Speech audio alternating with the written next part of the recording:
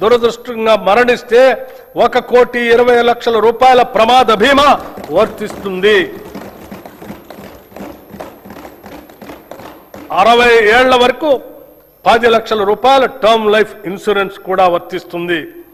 విమాన ప్రమాదంలో మరణిస్తే అదనంగా 2 కోట్ల రూపాయలు అదనపు కవరేజ్ లభించే విధంగా ఈ పథకాన్ని రూపకల్పన చేశాం. ఈ పథకం 7,57,000 ప్రభుత్వ ఉద్యోగులు మరియు పెన్షనర్లకి వర్తిస్తుంది. అంగన్వాడీ టీచర్లు, హెల్పర్లు పదవీ విరమణ ప్రయోజనాలు మంజూరు చేస్తూ టీచర్లకు 2 లక్షల రూపాయలు, హెల్పర్లకు 1,00,000 రూపాయలు ఇస్తున్నాం. 60 ఏళ్ల వయసులో స్వచ్ఛందంగా విధుల్లోంచి విరమించుకున్న వారికి కూడా ఈ ప్రయోజనాలు అందుతాయి. ఈ ప్రజాప్రభుత్వం ఉద్యోగులకి, పెన్షనర్లకి పూర్తి స్థాయిలో భరోసా, నమ్మకం కలిగిస్తుందనటానికి ఇది నిదర్శనం. కార్మిక సంక్షేమం. తెలంగాణ కార్మిక శక్తిని బలోపేతం చేయటం, కార్మిక సంక్షేమం, పారిశ్రామిక అనుకూలత, పని ప్రదేశంలో భద్రత కల్పించడం ద్వారా వారి అన్ని విధాల ప్రభుత్వం సహకరిస్తుంది. టీ-గేట్ డిజిటల్ ప్లాట్ఫామ్ నైపుణ్యాభివృద్ధి, కెరీర్ మార్గదర్శనం, ఉద్యోగ అనుసంధాన సేవలు అందిస్తుంది. భవన నిర్మాణ కార్మిక సంక్షేమ బోర్డుల్లో 1,03,000 మంది కార్మికులను నమోదు చేసి 55,594 మంది లబ్ధిదారులకి 276.78 కోట్ల రూపాయలు పంపిణీ చేశాం. సీఎం ఓవర్సీస్ ఎంప్లాయ్మెంట్ ప్రోగ్రాం రాష్ట్ర యువతకి సురక్షితమైన విదేశీ ఉపాధి అవకాశాలు కల్పించేందుకు వీలుగా ఏర్పాటు చేసిన Telangana overseas manpower company limited ద్వారా UAE, Germany, Japan, UK, Canada వంటి 16 దేశాల్లో సుమారు 13,930 మంది యువతకు ఉద్యోగ అవకాశాలు కల్పించింది. ఈ కార్యక్రమాన్ని మరింత సమర్థవంతంగా నిర్వహించేందుకు వీలుగా సీఎం ఓవర్సీస్ ఎంప్లాయ్మెంట్ ప్రోగ్రాంని ప్రారంభిస్తున్నాం.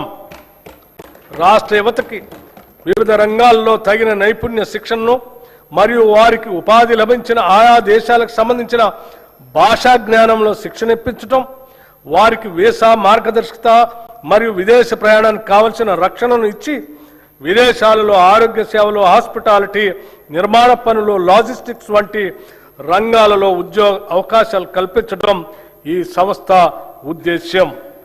ఈ బడ్జెట్లో కార్మిక సంక్షేమ శాఖకు 998 కోట్ల రూపాయలు ప్రతిపాదిస్తున్నాం. మహిళా శిశు సంక్షేమం. ఒక దేశం యొక్క పురోగతి అక్కడ మహిళల స్థితి ద్వారా కొలవబడుతుంది అని మహాత్మా గాంధీ గారు చెప్పినట్టు 3 నుండి 6 సంవత్సరాల వయసు గల చిన్నారుల ఉజ్వల భవిష్యత్తు కోసం రాష్ట్ర వ్యాప్తంగా ఉన్న 35,781 అంగన్వాడీ కేంద్రాల ద్వారా ఆధారశిల పాఠ్యాంశాల ద్వారా సుమారు 4 లక్షల మంది చిన్నారులకి అత్యుత్తమ ప్రీ ప్రైమరీ విద్యను ఉచితంగా అందించడంతో పాటు 2 జతల యూనిఫామ్లు అందిస్తున్నాం. బాల భరోసా పథకం ద్వారా అప్పుడే పుట్టిన బిడ్డ నుంచి 5 ఏళ్ల లోపు వయసున్న చిన్నారులలో పుట్టుకతో వచ్చే శారీరక, మానసిక వైకల్యాలను లేదా ఎదుగుదలలో ఉండే లోపాలను తొలి దశలోనే గుర్తించడం ద్వారా వారికి అవసరమైన వైద్య చికిత్సలు అందించి భవిష్యత్తులో అవి శాశ్వత వైకల్యాలుగా మారకుండా నివారించి వారి తల్లిదండ్రులకి కొన్నంత భరోసాని ఇస్తుంది. దివ్యాంగుల మధ్య జరిగే వివాహాన్ని ప్రోత్సహిస్తూ తమ వైవాహిక జీవితాన్ని సంతోషంగా ప్రారంభించేందుకు వీలుగా 2 లక్షల నగదును మన ప్రభుత్వం కానుకగా అందిస్తుంది. స్టేట్ న్యూట్రిషన్ మిషన్ ద్వారా మన పట్టణాల్లోని పేదలకు అదనపు పౌష్టికాహారాన్ని అందించే లక్ష్యంతో ఈ ఏడాది కొత్తగా 274 మొబైల్ అంగన్వాడీ కేంద్రాలను ఏర్పాటు చేయబోతున్నాం. పాలనా పథకం ద్వారా పనిచేసే మహిళల పిల్లల కోసం రాష్ట్ర వ్యాప్తంగా 500 అంగన్వాడీ కమ్ క్రష్ సెంటర్లు ప్రారంభిస్తున్నాం. ఈ కేంద్రాల ద్వారా పిల్లలకు పౌష్టికాహారంతో పాటు డే కేర్ సేవలు అందించి వారిని జాగ్రత్తగా చూసుకోవటం జరుగుతుంది. రాష్ట్రంలోనే మొట్టమొదటిసారిగా వృద్ధుల సంక్షేమం కోసం 37 ప్రణామ్ డే కేర్ సెంటర్ని మంజూరు చేశాం. ఈ బడ్జెట్లో మహిళా శిశు సంక్షేమానికి 3,143 కోట్ల రూపాయలు ప్రతిపాదిస్తున్నాం. షెడ్యూల్డ్ కులాలు తెగల సంక్షేమం. డాక్టర్ బిఆర్ అంబేద్కర్ గారు చెప్పినట్లు రాజకీయ ప్రజాస్వామ్యం సామాజిక ప్రజాస్వామ్యంగా మారనంత కాలం స్వాతంత్రానికి అర్థం లేదు. అంతరాలు లేని సమాజం కోసం మా ప్రభుత్వం నిరంతరం కృషి చేస్తుంది. షెడ్యూల్డ్ కులాలు షెడ్యూల్డ్ తెగలకు సామాజిక న్యాయం చేయాలనేది మా ప్రభుత్వం ముఖ్య ఉద్దేశం. వసతి పాఠశాలలు నైపుణ్యాభివృద్ధి కార్యక్రమాల ద్వారా షెడ్యూల్డ్ కులాలు షెడ్యూల్డ్ తెగలకు ఉద్యోగ అవకాశాలు కల్పించడానికి కృషి చేస్తున్నాం. 368 కోట్ల 27 లక్షల రూపాయల అంచనా వ్యయంతో 910 ఎస్సీ కమ్యూనిటీ హాళ్లు, అంబేద్కర్ భవనాలు, విగ్రహాలు మంజూరు చేశాం. ఎస్సీ ఎస్టీ సప్లాన్ చట్టం అమలును సంపూర్ణంగా అమలు చేయడానికి మా ప్రభుత్వం కృతనిశ్చయంతో ఉంది. మా ప్రభుత్వం ఏర్పడిన నాటికి 2023-24 ఆర్థిక సంవత్సరం నాటికి సప్లాన్ చట్ట ప్రకారం ఖర్చు చేయాల్సిన నిధుల్లో ఎస్సీలకు చెందిన 13,617 కోట్లు, ఎస్టీలకు చెందిన 1,317 కోట్లు, మొత్తం 14,934 కోట్లు ఖర్చు కాకుండా ఉంది. మా ప్రభుత్వం గత ఆర్థిక సంవత్సరంలో చేసిన కేటాయింపులతో పాటు ఈ బకాయిలను కూడా అదనంగా కేటాయించడం జరిగింది. 2024-25 ఆర్థిక సంవత్సరానికి ఈ క్యారీ ఫార్వర్డ్ చేయవలసిన నిధులు ఎస్సీలకు 7,757 కోట్లు మరియు ఎస్టీలకి 1,754 కోట్లు ఖర్చు చేయవలసి ఉంది. వాటిని మేము 2026-27 ఆర్థిక సంవత్సరంలో కేటాయించాల్సిన మొత్తానికి అదనంగా 2024-25 ఆర్థిక సంవత్సరానికి చెందిన బకాయిలు కూడా కేటాయిస్తున్నాం. హైదరాబాద్ లోయర్ ట్యాంక్ బండ్ వద్ద కొత్తగా డాక్టర్ బిఆర్ అంబేద్కర్ నాలెడ్జ్ టవర్ని నిర్మిస్తున్నాం. అదేవిధంగా నింబోలి అడ్డా కాచిగూడలో బాబు జగ్జీవన్ రామ్ పేరుతో నూతన వసతి గృహాన్ని నిర్మిస్తాం. గిరిజనాభివృద్ధి సమాజ అభివృద్ధి అంటే కేవలం పట్టణాభివృద్ధి కాదు. అడవుల్లో నివసించే గిరిజనులు కూడా సమానంగా అభివృద్ధి చెందాలి. గిరిజన అభివృద్ధి కోసం మా ప్రభుత్వం కట్టుబడి ఉంది. ములుగు జిల్లాలో Sammakka Saralamma central tribal university స్థాపన, వివిధ గిరిజన వర్గాల అభ్యున్నతి కోసం 3 ప్రత్యేక కార్పొరేషన్ల ఏర్పాటు, జీసీసీ గిరి బ్రాండ్ ఉత్పత్తుల ప్రోత్సాహం, గిరిజన గ్రామాల్లో ఆదివాసీ సేవా కేంద్రాల ఏర్పాటుకు ప్రణాళికలు సిద్ధం చేస్తున్నాం. గిరిజనులు సేకరించే అటవీ ఉత్పత్తులకు న్యాయమైన ధరలు కల్పించడం ద్వారా తెలంగాణ గిరిజన సహకార సంస్థ వారి జీవనోపాధి అవకాశాలని మెరుగుపరుస్తుంది. ఈ బడ్జెట్లో షెడ్యూల్డ్ కులాల సంక్షేమానికి 11,784 కోట్ల రూపాయలు, షెడ్యూల్డ్ తెగల సంక్షేమానికి 7,937 కోట్ల రూపాయలు ప్రతిపాదిస్తున్నాం. వెనుకబడిన తరగతుల సంక్షేమం రాష్ట్ర జనాభాలో సుమారు 50% వెనుకబడిన తరగతుల వారు బీసీలు ఉన్నారు. రాష్ట్ర అభివృద్ధిలో వారి కీలక పాత్రను గుర్తించిన ప్రభుత్వం విద్య, నైపుణ్యాభివృద్ధి, పారిశ్రామిక సాధికారిత, గ్లోబల్ అవకాశాలు, సాంప్రదాయ వృత్తుల రక్షణకు గౌరవం కల్పిస్తూ భద్రతతో కూడిన జీవనాన్ని అందిస్తుంది. ఈ బడ్జెట్లో వెనుకబడిన తరగతుల సంక్షేమానికి 12,511 కోట్ల రూపాయల్ని ప్రతిపాదిస్తున్నాం. సమాజంలోని అన్ని వర్గాలతో పాటు ముఖ్యమైన భాగంగా ఉన్న మైనార్టీల సమగ్ర అభ్యుదయం, సమాన అభివృద్ధికి తెలంగాణ ప్రభుత్వం కట్టుబడి ఉంది. మైనార్టీ మహిళల ఆర్థిక స్వావలంబన అనేది మరొక ప్రధానమైన అంశం. పేద మైనార్టీ మహిళలకు జీవనోపాధిని కల్పించి వారు ఆర్థిక స్వాతంత్రాన్ని సాధించడానికి వీలు కల్పించేందుకు గాను 10,000 కుట్టు మిషన్ల ప్రభుత్వం పంపిణీ చేసింది. అంతేకాకుండా మైనార్టీ యువతకు సాధికారత కల్పించి ఉపాధి సామర్థ్యాన్ని మెరుగుపరచడానికి ఉత్తమ ఉపాధి అవకాశాలు పెంపొందించుకు వీలుగా 4,655 మంది మైనార్టీ యువతకు నైపుణ్యాభివృద్ధి శిక్షణను అందించడమైనది. ఈ బడ్జెట్లో మైనార్టీ సంక్షేమానికి 3,769 కోట్ల రూపాయలు ప్రతిపాదిస్తున్నాం. రాజీవ్ యువ వికాసం SC, ST, BC, minority, OC వర్గాలకు చెందిన యువతను ఆర్థిక సహాయం అందించే లక్ష్యంతో తెలంగాణ ప్రభుత్వం రాజీవ్ యువ వికాస పథకం అనే ప్రతిష్టాత్మక కార్యక్రమాన్ని ప్రవేశపెట్టింది. వారిలో ఆర్థిక స్వయం సమృద్ధిని వ్యవస్థాపక సామర్థ్యాలను పెంపొందించడానికి సంబంధిత కార్పొరేషన్ల ద్వారా ఈ పథకం అమలు చేయబడుతుంది. ఈ పథకం అమలుకు 6,000 కోట్ల రూపాయలు ఈ బడ్జెట్లో ప్రతిపాదించాం. గృహ నిర్మాణ శాఖ ప్రతి కుటుంబానికి సొంత ఇల్లు ఉండటం వారి ఆత్మ గౌరవానికి చిహ్నం. దీనిని గుర్తించి ప్రభుత్వం ఇందిరమ్మ ఇళ్ళు అనే పవిత్రమైన ఒక బృహత్తర కార్యక్రమాన్ని ప్రారంభించింది. దీనికోసం పేద కుటుంబాలకు వారి సొంత స్థలాల్లో ఇళ్ల నిర్మాణం కోసం లబ్ధిదారులకి ఒక్కొక్క ఇంటికి 5 లక్షల రూపాయలు ఆర్థిక సహాయం అందిస్తున్నాము. ఈ పథకం కింద ప్రభుత్వం 4,50,000 ఇళ్లను మంజూరు చేసింది. ప్రతి అసెంబ్లీ నియోజకవర్గంలో అర్హత కలిగిన అన్ని వర్గాల వారికి ఈ ఇళ్లు కేటాయించబడతాయి. గిరిజన జనాభా ఉన్న ప్రాంతాలకు ప్రత్యేక ప్రాధాన్యత ఇస్తూ ప్రతి నియోజకవర్గానికి అదనంగా 1000 ఇళ్లు కేటాయించాం. ఈ పథకానికి 22,500 కోట్లు ఖర్చు అవుతుంది. ఇప్పటి వరకు 5,073,84,00,000 ఖర్చు చేశాం. ఈ బడ్జెట్లో గృహ నిర్మాణ శాఖకు 7,430 కోట్ల రూపాయలు ప్రతిపాదిస్తున్నాం. ఐటీ రంగంలో మనం సాధిస్తున్న అభివృద్ధి దేశానికే తలమానికంగా మారిందనటంలో సందేహం లేదు.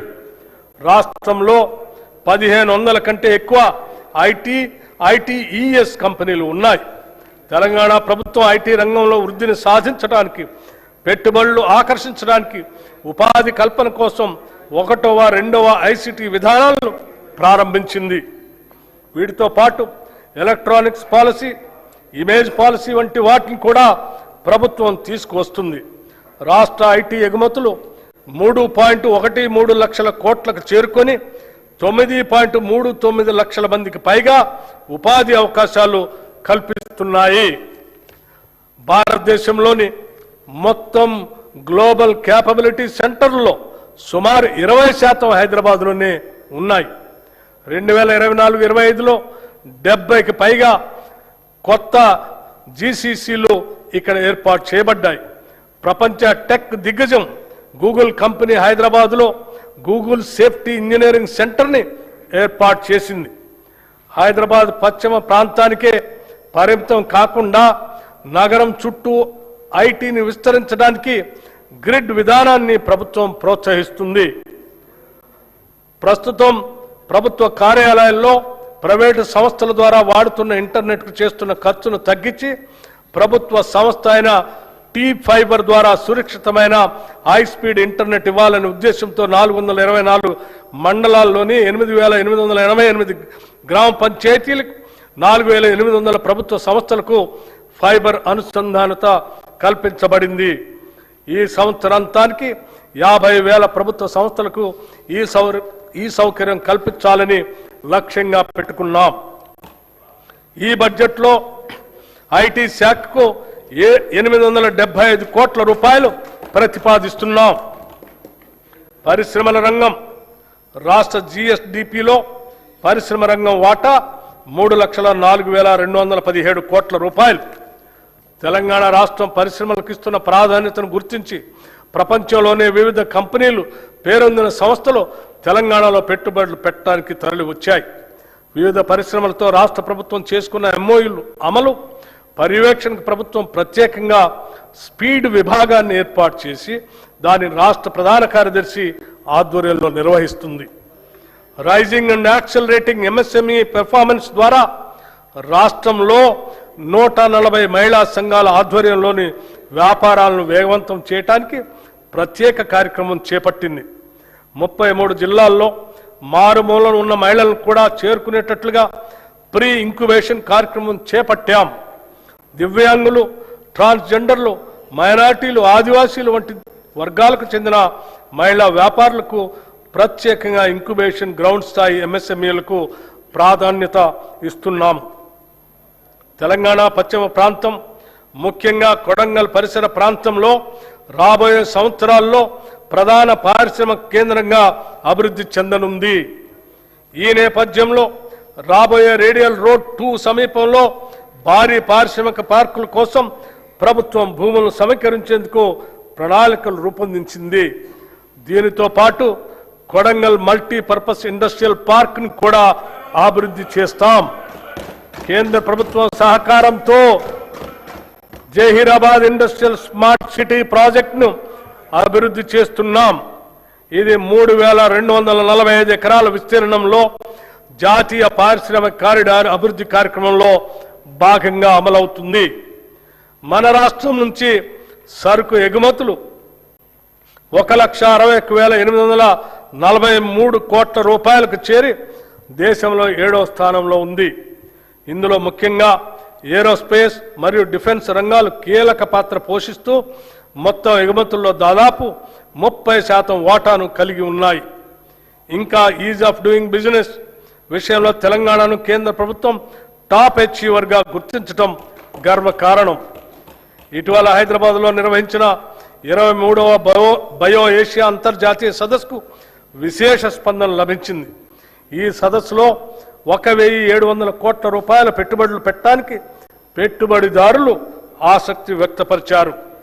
వి హబ్ ద్వారా రాష్ట్రంలోని 33 జిల్లాల్లో 700కు పైగా మహిళా వ్యాపారవేత్తలకు మద్దతు ఇస్తూ వారి సమగ్ర అభివృద్ధికి దోహదపడుతున్నాం. ఈ బడ్జెట్లో పరిశ్రమల శాఖకు 3,490 కోట్ల రూపాయలు ప్రతిపాదిస్తున్నాం. మన తెలంగాణ రాష్ట్రంలో హ్యాండ్లూమ్ మరియు పవర్లూమ్ రంగాలు దేశంలోనే ప్రత్యేక స్థానాన్ని సంపాదించాయి.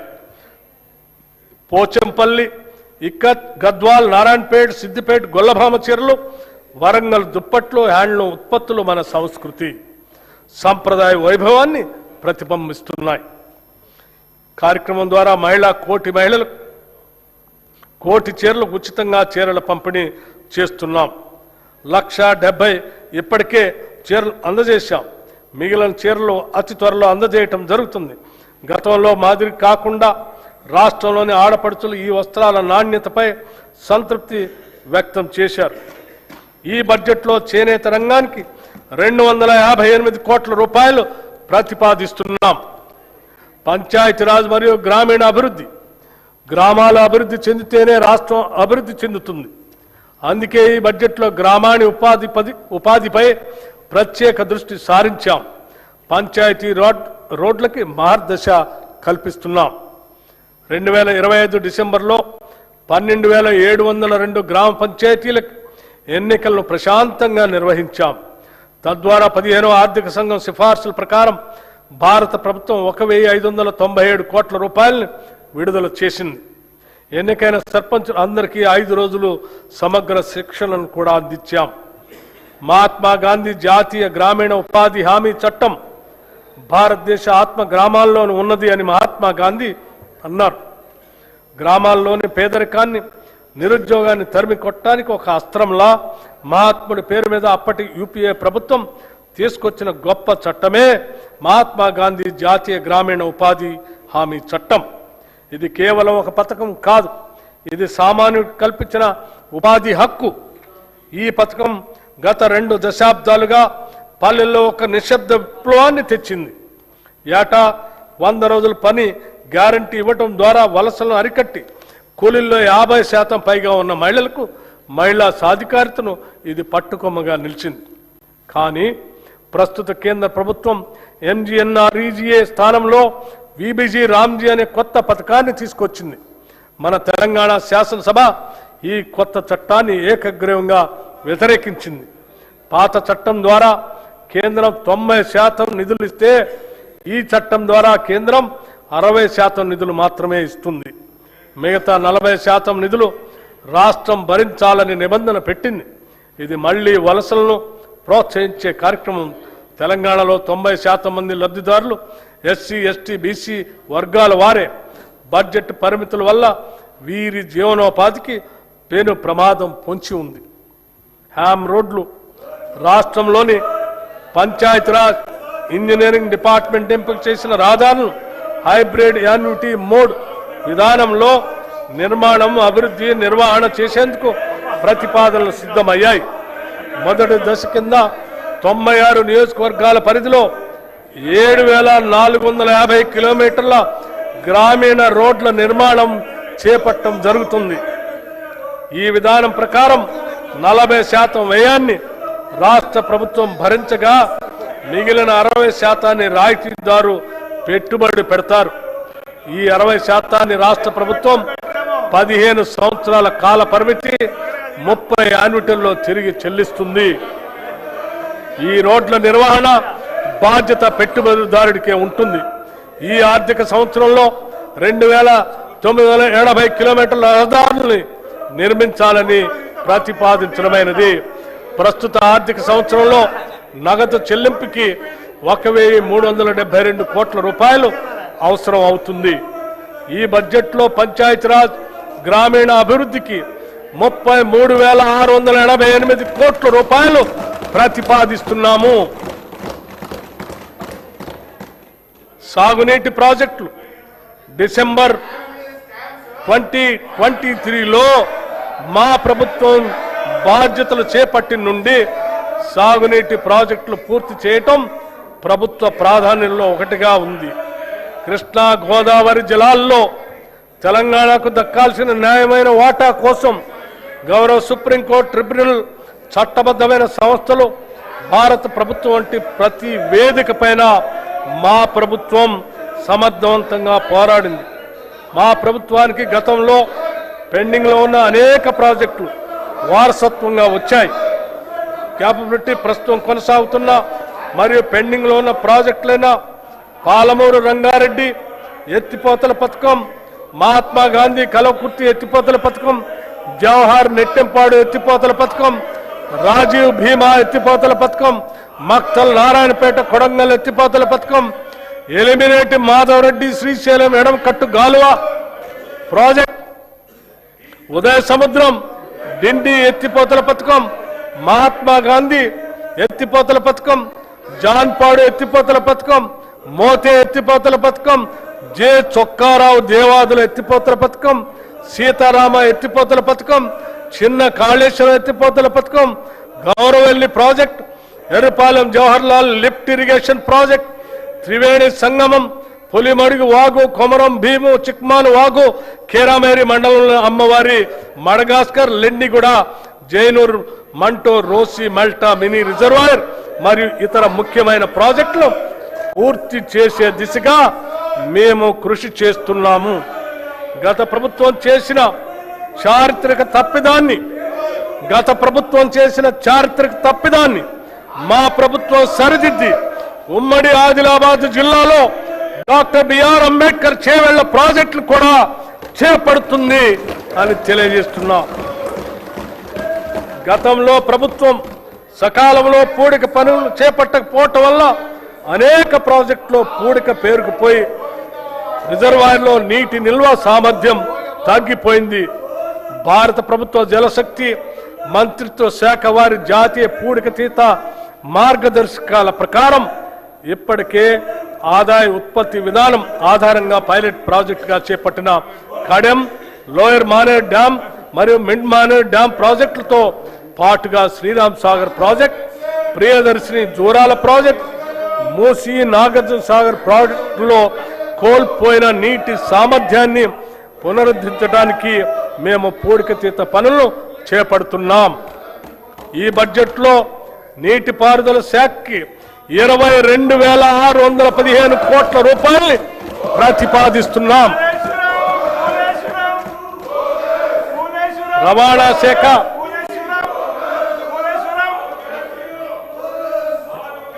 తెలంగాణ రాష్ట్ర రవాణా శాఖ పరిధిలో 1,82,00,000 నమోదిత వాహనాలు ఉన్నాయి. వ్యవసాయ మరియు త్రిచక్ర వాహనాలు చెందిన 11,75,000 వాహనాలకు 105,16,00,000 రూపాయలు పన్ను మినహాయింపులు మంజూరు చేశాం. ఎలక్ట్రిక్ వాహన విధానం కింద 1,06,000 ఎలక్ట్రిక్ వాహనాలకు 856,98,00,000 పన్ను మినహాయింపులు ఇచ్చి పర్యావరణ పరిరక్షణకు తోడ్పడుతున్నాం. దీని ద్వారా ప్రభుత్వానికి రాబడి తగ్గినా పర్యావరణ పరిరక్షణ విషయంలో వెనకడుగు వేయటం లేదు. రాష్ట్ర వ్యాప్తంగా రోడ్డు భద్రతా చర్యలను మరింత కఠినతరం చేశాం. నేషనల్ ఇన్ఫర్మేటిక్స్ సెంటర్ అభివృద్ధి చేసిన డిజిటల్ సేవలు సారథి వాహనాలను తెలంగాణలో అమలు చేస్తున్నాం. వాహన సేవలను వచ్చే 6 నెలల్లో పూర్తిగా అందుబాటులో తీసుకొస్తాం. రాష్ట్రంలోని అన్ని R&B రోడ్లను హైబ్రిడ్ యాన్యుటీ మోడ్ విధానంలో అభివృద్ధి చేసేందుకు ప్రతిపాదనలు సిద్ధమయ్యాయి. హైదరాబాద్ చుట్టూ రీజనల్ రింగ్ రోడ్డు నిర్మాణంలో పాటు సమాంతరంగా రీజనల్ రింగ్ రైలు ఏర్పాటు చేయాలని నిర్ణయించాం. హైదరాబాద్ చుట్టూ రీజనల్ రింగ్ రోడ్డు నిర్మాణంతో పాటు సమాంతరంగా రీజనల్ రింగ్ రైలు ఏర్పాటు చేయాలని నిర్ణయించాం. నూతన విమానాశ్రయాల అభివృద్ధి, వరంగల్ విమానాశ్రయం కోసం భూసేకరణ పూర్తి చేసి నిర్మాణపు పనులు వేగవంతం చేస్తాం. ఆదిలాబాద్ విమానాశ్రయం మాస్టర్ ప్లాన్ తుది దశలో ఉంది. ఈ బడ్జెట్లో రవాణా రోడ్డు భవనాల శాఖకు 12,789 కోట్ల రూపాయలు ప్రతిపాదిస్తున్నాం. న్యాయశాఖ సత్వర న్యాయం సమన్యాయం అనే లక్ష్యంతో న్యాయశాఖను బలోపేతం చేయడానికి ప్రాధాన్యత ఇస్తూ ప్రభుత్వం అదే దిశగా ముందుకు సాగుతుంది. న్యాయ వ్యవస్థకు అవసరమైన మౌలిక వసతుల అభివృద్ధికి ప్రాధాన్యత ఇస్తున్నాం. తెలంగాణ రాష్ట్రానికి తలమానికంగా రాష్ట్ర హైకోర్టు భవనాలను, న్యాయమూర్తుల నివాస గృహాలను 2,583 కోట్ల రూపాయల ఖర్చుతో అధునాతన వసతులతో నిర్మిస్తున్నాం. మా ప్రభుత్వం వచ్చినప్పటి నుంచి ఇప్పటి వరకు 11 అదనపు జిల్లా న్యాయస్థానాలను, 2 సీనియర్ సివిల్ జడ్జి స్థానాలను, 46 జూనియర్ సివిల్ జడ్జి స్థానాలను నిర్మించడానికి అనుమతులు ఇచ్చాం. ఈ బడ్జెట్లో న్యాయశాఖకు 2,367 కోట్ల రూపాయలు ప్రతిపాదిస్తున్నాం. భారతదేశంలోనే అత్యంత నివాసయోగ్యమైన నగరంగా హైదరాబాద్ ఇప్పటికే ఖ్యాతి గడించింది. అయినప్పటికీ దీనిని అంతర్జాతీయ నగరాలకు ధీటుగా తీర్చిదిద్దేందుకు మన ప్రభుత్వం తగిన చర్యలు చేపడుతుంది. ప్రజలు, సంస్థలు, స్వచ్ఛంద సంస్థలు, కార్పొరేట్ సామాజిక బాధ్యత భాగస్వాములు తదితరుల సహకారంతో అనేక నూతన కార్యక్రమాలకి శ్రీకారం చుడుతుంది. హైదరాబాద్ శరవేగంగా అభివృద్ధి చెందుతున్న నగరాల జాబితాలో ముందుంది. అయినా ప్రభుత్వం అక్కడితోనే ఆగకుండా తెలంగాణలోని ప్రతి పట్టణం, ప్రతి నగరం హైదరాబాద్ మాదిరిగా అభివృద్ధి చెందాలనే లక్ష్యంతో పని చేస్తున్నది. రాష్ట్రంలో పట్టణీకరణ శాతాన్ని పెంచగలిగాం. ఈ ప్రభుత్వం చిత్తశుద్ధితో పని చేస్తుందని చెప్పడానికి ఇది ఒక నిదర్శనం. హైదరాబాద్ మహానగర ప్రాంతానికి ఔటర్ రింగ్ రోడ్డు వరకు తాగునీరు, మురుగునీటి సేవలను హైదరాబాద్ మహానగర వాటర్ బోర్డు అందిస్తుంది. గోదావరి తాగునీటి ప్రాజెక్ట్, కొత్త రిజర్వాయర్లు, 39 మురుగునీటి శుద్ధి కేంద్రాల్ని మంజూరు చేశాం. వాటి నిర్మాణం వివిధ దశల్లో కొనసాగుతుంది. పాత జిహెచ్ఎంసి సంస్థకు ఉన్న అధిక వడ్డీ అప్పుల గురించి సంబంధిత బ్యాంకులతో చర్చించి వడ్డీ రేటుని 9.15% నుండి 7.95% తగ్గించాం. దీనితో సంస్థకు గణనీయమైన ఉపశమనం లభించింది. హైదరాబాద్ నగర మౌలిక వసతుల అభివృద్ధి కోసం హైసిటీ పథకం కింద 2,654 కోట్ల రూపాయలు కేటాయించాం. హైడ్రా సంస్థ ప్రజా ఆస్తుల రక్షణ మరియు విపత్తు నిర్వహణ కోసం స్థాపించబడింది. ఇప్పటి వరకు 1,045 ఎకరాల ప్రభుత్వ భూమిని ఆక్రమణ నుండి తిరిగి స్వాధీనం చేసుకుంది. వీటి విలువ సుమారు 60,000 కోట్లుగా ఉంటుంది. ఇటీవల బతుకమ్మ కుంట, నల్ల చెరువు, బమ్రుక్ ఉద్దీన్ దౌలా చెరువులను పునరుద్ధరించాం. ఈ చెరువుల భవిష్యత్తులో అభివృద్ధి కేంద్రాలుగా మారి లేక్ ఎకానమీని పెంపొందించడంలో సహాయపడతాయి. వర్షాకాలంలో వరదలు నివారించేందుకు కాలువలు, నాలాలు శుభ్రపరిచే పనులు చేపట్టబడ్డాయి. చెరువుల సంరక్షణకు CCTV వ్యవస్థలు ఏర్పాటు చేస్తున్నాం. నగర రవాణా మౌలిక వసతుల అభివృద్ధి కోసం HMDA పలు ప్రాజెక్టులు అమలు చేస్తుంది. దీనిలో భాగంగా ఎలివేటెడ్ కారిడార్లు పారడైజ్ నుండి షామీర్పేట వరకు ప్యారడైజ్ నుంచి డైరీ ఫారం రోడ్డు వరకు, ఐసీసీ నుండి శిల్పా లేఅవుట్ ఫ్లైఓవర్ వరకు నిర్మిస్తున్నాం. అంతేకాకుండా కొరిమిడ వద్ద ఎకో టూరిజం ప్రాజెక్ట్, ORR ను RRRతో కలిపి రేడియల్ రోడ్ల నిర్మాణానికి, రహదారి విస్తరణ, స్కై వాకులు వంటి అభివృద్ధి పనులు చేపడుతున్నాం. ORR ని త్రిపురాలతో కలిపే రేడియల్ రోడ్ల నిర్మాణంలో ఉన్నాయి. హైదరాబాద్ పాత నగర ప్రాంతంలో చారిత్రాత్మక కట్టడాల సంరక్షణ, చార్మినార్, లాడ్ బజార్ ప్రాంతాల అభివృద్ధి, పాదచారుల సదుపాయాలు మెరుగుదల వంటి కార్యక్రమాలు చేపడుతున్నాం. హైదరాబాద్ మెట్రో రైలు ప్రస్తుతం రోజుకు సుమారు 5 లక్షల ప్రయాణికులకి సేవలు అందిస్తుంది. ఈ సౌకర్యాన్ని పాత బస్తీకి విస్తరించడంతో పాటు మెట్రో ఫేజ్ 2 కింద కొత్త కారిడార్లు నిర్మించి నెట్వర్క్ను విస్తరించే ప్రణాళికను ప్రభుత్వం రూపొందించింది. హైదరాబాద్ మహానగరానికి జీవనాడిగా ఉన్న హైదరాబాద్ మెట్రో రైలు ప్రాజెక్ట్ని L&T సంస్థ నుంచి తెలంగాణ ప్రభుత్వం తన ఆధీనంలోకి తీసుకోవాలని నిర్ణయం తీసుకోవటం రాష్ట్ర రవాణా చరిత్రలో ఒక సాహసోపేతమైన ప్రజా అనుకూలమైన నిర్ణయం. వేగంగా విస్తరిస్తున్న హైదరాబాద్ నగరంలో పాత బస్తీ, శంషాబాద్ విమానాశ్రయం, హైటెక్ సిటీ దాటి ఇతర ప్రాంతాలకు మెట్రో విస్తరణ ఫేజ్ 2, ఫేజ్ 3 అత్యవసరంగా మారింది. మూసీ నది పునరుద్ధరణ కోసం 55 కిలోమీటర్ల పరిధిలో భారీ అభివృద్ధి ప్రణాళిక చేపడుతున్నాం. ఈ ప్రాజెక్టుకు మొదటి దశ ఉస్మాన్ సాగర్ మరియు హిమాయత్ సాగర్ నుంచి గాంధీ సరోవర్ వరకు ఉంటుంది. ఈ మూసీ పునరుద్ధరణలో భాగంగా గోదావరి ప్రాజెక్టు ద్వారా 2.5 టీఎంసీల నీరు మూసీకి అందించబడుతుంది. 45 STPలు ఇప్పటికే పనిచేస్తుండగా అదనంగా మరో 39 STPలు మంజూరు చేయగా వివిధ దశల్లో నిర్మాణంలో ఉన్నాయి. ఈసీ మరియు మూసీ నదుల సంగమ ప్రదేశంలో ప్రభుత్వం ప్రతిష్టాత్మక గాంధీ సరోవర్ ప్రాజెక్ట్ని అభివృద్ధి చేస్తుంది. ఇందులో నదిని శుభ్రపరిచే పనులు, వరద నియంత్రణ, రివర్ ఫ్రంట్ అభివృద్ధి, ప్రజలకు వినోద సదుపాయాలు ఏర్పాటు చేయటం ఉన్నాయి. మూసీ నది బఫర్ జోన్లో ఉన్న ప్రజలకి ఎటువంటి ఇబ్బంది లేకుండా మానవీయ కోణంలో వారికి పునరావాసం కల్పిస్తాం. మా ప్రభుత్వం హైదరాబాద్ మరియు హైదరాబాద్ చుట్టూ పక్కల వివిధ మౌలిక సదుపాయాల అభివృద్ధి గురించి వివిధ సంస్థల ద్వారా సుమారు 43,592 కోట్ల 88 లక్షల రూపాయల పనులను మంజూరు చేసింది. వాటిలో ఇప్పటికే 24,752 కోట్ల రూపాయల పనులు ప్రారంభమయ్యాయి. మిగిలిన త్వరలో చేపడతాం. ఈ బడ్జెట్లో పురపాలక మరియు పట్టణాభివృద్ధి శాఖకు 17,907 కోట్ల రూపాయలు ప్రతిపాదిస్తున్నాం.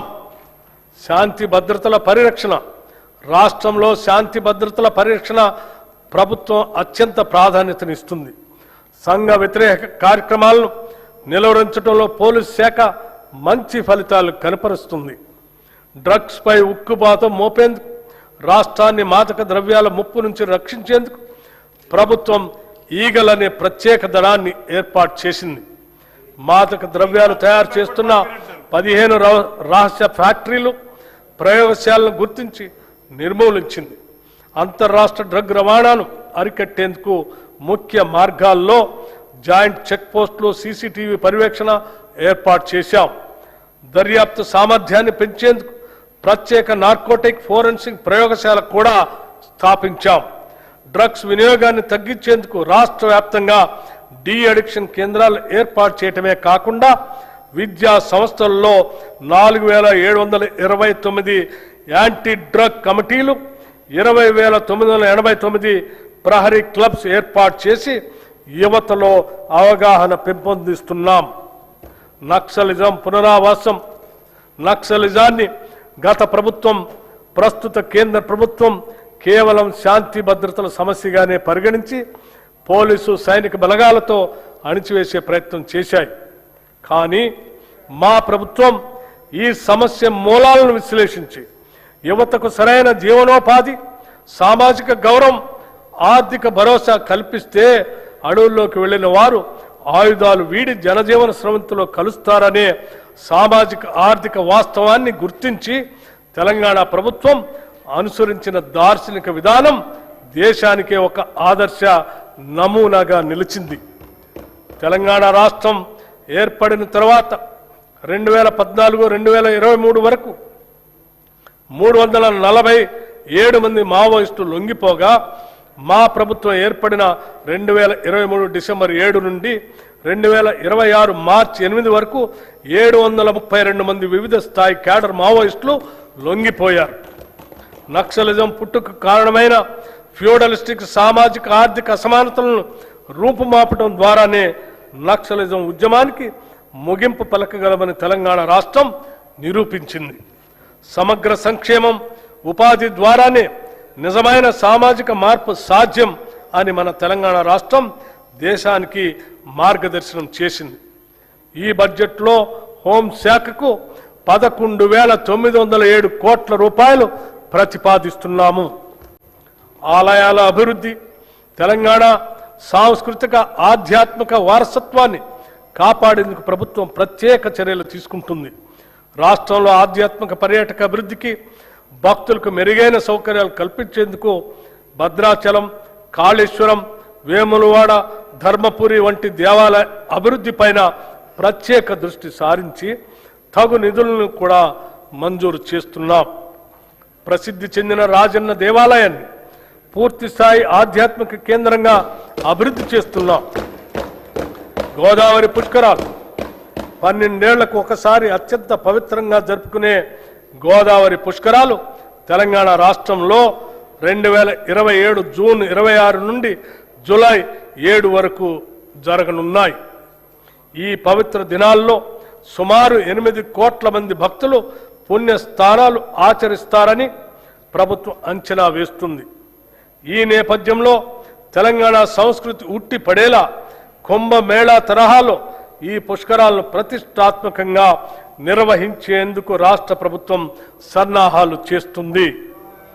ఈ పుష్కరాల నిర్వహణ మరియు రోడ్ల విస్తరణ, కొత్త ఘాట్ల నిర్మాణం, దేవాలయాల అభివృద్ధి వంటి మౌలిక సదుపాయాల అభివృద్ధి ఏర్పాట్లను పర్యవేక్షించడానికి గౌరవ మంత్రివర్యులు శ్రీ డి శ్రీధర్ బాబు గారి నేతృత్వంలో ఒక ప్రత్యేక కేబినెట్ సబ్ కమిటీని ప్రభుత్వం ఏర్పాటు చేసింది.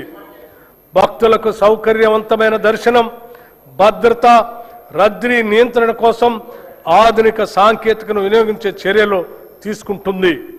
ఈ గోదావరి పుష్కరాల నిర్వహణ కొరకు ఈ బడ్జెట్లో 500 కోట్ల రూపాయలు ప్రతిపాదిస్తున్నాం. ఆధ్యాత్మిక పర్యాటక అభివృద్ధి, రాష్ట్రంలో ఆధ్యాత్మిక పర్యాటకాన్ని అభివృద్ధి చేయడంతో పాటు భక్తులకు మెరుగైన సౌకర్యాలు కల్పించడం ప్రభుత్వ ప్రధాన లక్ష్యం. రాష్ట్ర దేవాదాయ శాఖ తెలంగాణ పర్యాటక అభివృద్ధి సంస్థతో కలిసి రాష్ట్రంలో 9 కొత్త పవిత్ర యాత్రా సర్క్యూట్లని ప్రారంభించింది. ఈ యాత్రా సర్క్యూట్ల ద్వారా భక్తులకు వసతి సదుపాయాలు, ప్రత్యేక దర్శనం, పర్యాటక సౌకర్యాలు అందించబడుతున్నాయి. యువజన సర్వీసులు, క్రీడలు, టూరిజం, యువతే రాష్ట్ర భవిష్యత్తుకు మార్గనిర్దేశకులు. వారిలో నైపుణ్యాభివృద్ధిని పెంపొందించి పారదర్శక నియామక ప్రక్రియ ద్వారా ఉపాధి అవకాశాలను పెంపొందిస్తున్నాం. గత ఏడాది డిసెంబర్ 13, 2025న ఉప్పల్ రాజీవ్ గాంధీ అంతర్జాతీయ స్టేడియం ఒక అపూర్వ ఘట్టానికి వేదికైంది. ప్రపంచ ఫుట్బాల్ దిగ్గజం లియోనెల్ మెస్సీని మన హైదరాబాద్ గడ్డపైకి తీసుకురావటం మన ప్రభుత్వ దార్శనికతకు, క్రీడల పట్ల ఉన్న చిత్తశుద్ధికి నిదర్శనం. ఈ చారిత్రక ప్రదర్శన మ్యాచ్లో సాక్షాత్తు గౌరవ ముఖ్యమంత్రి శ్రీ రేవంత్ రెడ్డి గారు పాల్గొన్న తీరు రాష్ట్ర వ్యాప్తంగా లక్షలాది మంది యువతలో అపూర్వమైన క్రీడా స్ఫూర్తిని రగిలించింది. అట్టడుగు స్థాయి నుండి ప్రతిభను వెలికి తీయాలనే లక్ష్యంతో ఎంపిక చేసిన పేద మరియు ప్రతిభావంతులైన పిల్లల కోసం మెస్సీ బృందంతో ప్రత్యేక ఫుట్బాల్ క్లినిక్ ఏర్పాటు చేశాం. ప్రపంచ స్థాయి ఆటగాళ్ల చేతుల మీదుగా ఈ పిల్లలు శిక్షణ పొందటం రేపటి తెలంగాణ క్రీడా భవిష్యత్తుకు వేసిన బలమైన పునాది. రాష్ట్రాన్ని 2047 నాటికి దేశానికి స్పోర్ట్స్ క్యాపిటల్గా మార్చేందుకు ఈ ప్రభుత్వం ప్రణాళికలు రూపొందించింది. తెలంగాణ స్పోర్ట్స్ కాంక్లేవ్లో రాష్ట్ర నూతన క్రీడా విధానాన్ని మా ప్రభుత్వం ఆవిష్కరించింది. రాష్ట్రంలో క్రీడా రంగం అభివృద్ధి కోసం 9 కీలక ఎంఓయూలు చేసుకున్నాం. వివిధ క్రీడల్లో ప్రత్యేక శిక్షణతో పాటు క్రీడాకారులు మానసికంగా శారీరకంగా దృఢంగా ఉండేందుకు వీలుగా చర్యలు చేపట్టాం. గురుకులాల్లోని విద్యార్థులకు జల్లెడ పట్టి ప్రతిభావంతులను ఎంపిక చేసి ప్రత్యేకంగా శిక్షణ అందించాలని మా ప్రభుత్వం నిర్ణయించింది. రాష్ట్ర యువత క్రీడా రంగంలో ప్రత్యేక నైపుణ్యాలను పెంపొందించుకోవటానికి వీలుగా యంగ్ ఇండియా ఫిజికల్ ఎడ్యుకేషన్ మరియు స్పోర్ట్స్ యూనివర్సిటీని ప్రారంభించాం. హైదరాబాద్ నగరంలోని గచ్చిబౌలి జిఎంసి బాలయోగి హాకీ మైదానంలో ప్రతిష్టాత్మక మహిళల హాకీ వరల్డ్ కప్ క్వాలిఫైయర్స్ కు ఆతిథ్యం ఇవ్వటం తెలంగాణ రాష్ట్రానికి దక్కిన అరుదైన గౌరవం. 8 దేశాలకు చెందిన క్రీడాకారులు పాల్గొన్న ఈ అంతర్జాతీయ టోర్నమెంట్ కోసం తెలంగాణ ప్రభుత్వం స్టేడియాన్ని అంతర్జాతీయ ప్రమాణాలకు అనుగుణంగా మరింత తీర్చిదిద్ది విజయవంతంగా నిర్వహించింది. భారత మహిళలు హాకీ టీం ప్రపంచ కప్కి అర్హత సాధించింది.